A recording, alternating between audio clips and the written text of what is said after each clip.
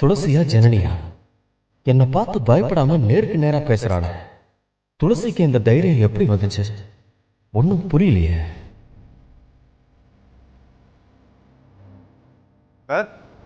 Brother, அட brother, என்னாச்சுங்க brother? ஏன் ஒரு மாதிரியா இருக்கீங்க? காஃபி நல்லா இல்லையா? உண்மை தெரியாம இங்கிருந்து போக கூடாது. போக மாட்டேன்.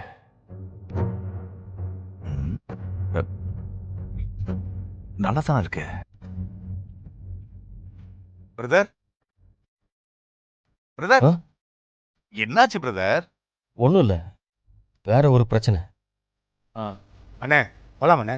டேய், என்ன அவசரம்? இருடா.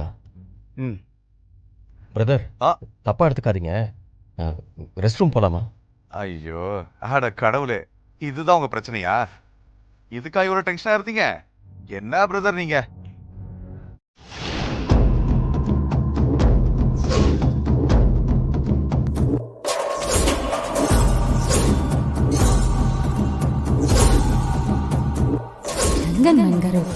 Saya berkebenar.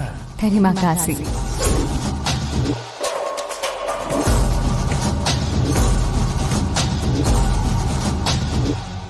அண்ணே டென்ஷன் ஆகாதீங்கண்ணே. பிபி ஏறி மூளைக்கு போற நரம்பு வெடிச்சிட போகுது. அது அண்ணியா இருக்க முடியாதுண்ணே. அன்னைக்கு இந்த மலேசிய மொழியெல்லாம் தெரியாதுண்ணே. அண்ணே கண்டிப்பா இது வேற பொண்ணு தான். இல்லடா, அவ என் துளசி தான்டா. ஆனா அவ என்ன பார்த்து கொஞ்சம் கூட டென்ஷன் ஆகலையே.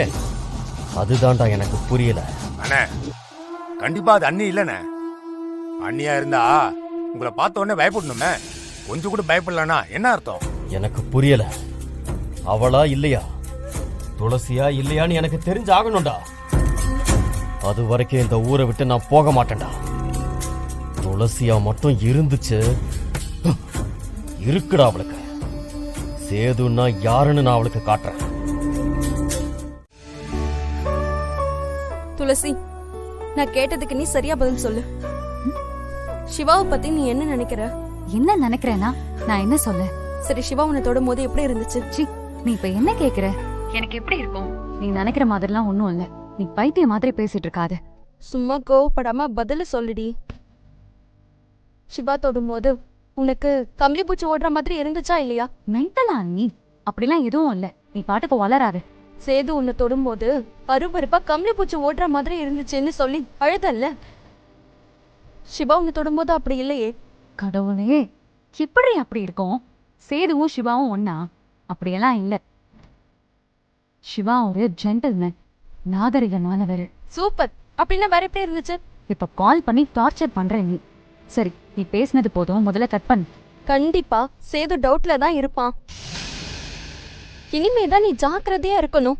உனக்கு பாதுகாப்புனா அது சிவா மட்டும்தான். பாதுகாப்பு மட்டும் இல்ல, உன் வாழ்க்கையும் சிவாதான். உனக்குள்ளயும் காதல் இருக்குடி. தேவையில்லாம நீ உனக்குள்ள இருக்க காதல மறைக்க நினைக்காத. நீ சிவாவை காதலிக்கிற, அதான் உண்மை.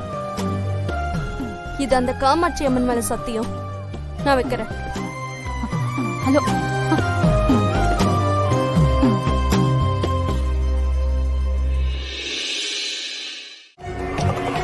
பேசி முடிச்சிட்டு முடியாதுன்னு சொல்லுவியா?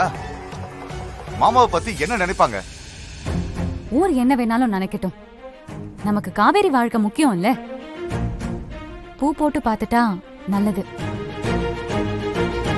ஏமா இப்ப எதுக்கு நீ வந்த? கல்யாணம் முடிஞ்ச பிறகு வந்திருக்க வேண்டியதானே? ராசு, வழக்கத்தை மாத்தாத. பூ போட்டு பார்க்க ஏற்பாடு பண்ணுடா. இத பாருங்க, எல்லாம் முடிஞ்சு போச்சு. பூவும் வேணாம், காயும் வேணாம்.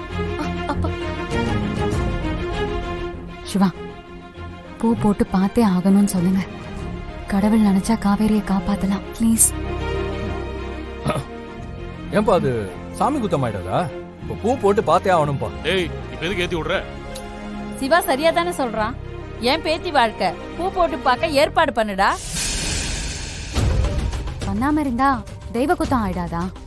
அது உனக்கு தெரியுது. பேசி முடிக்கும் போது நீங்கள் தானே இருந்தீங்க, அப்பவே சொல்லிருக்கலாமே.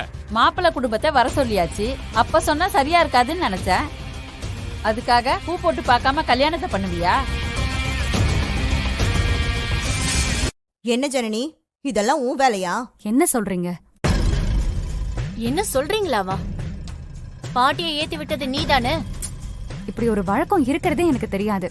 நான் எதுக்கு இதுல ஏத்தி விடணும்? அத்தை சொல்ற மாதிரி பூ போட்டு பாத்துட்டாதான் என்ன? கல்யாணம் நடக்கலன்னா மணிமேகலை சும்மா விட மாட்டேன். நடந்தே ஆகணுமே. மாமா, என்ன ஒன்னும் சொல்லாம இருக்கீங்க? நீயும் சிவாவும் பூ போட்டு பார்த்தா கல்யாணம் பண்ணிக்கிட்டீங்க. அப்படித்தான் இதுவும்.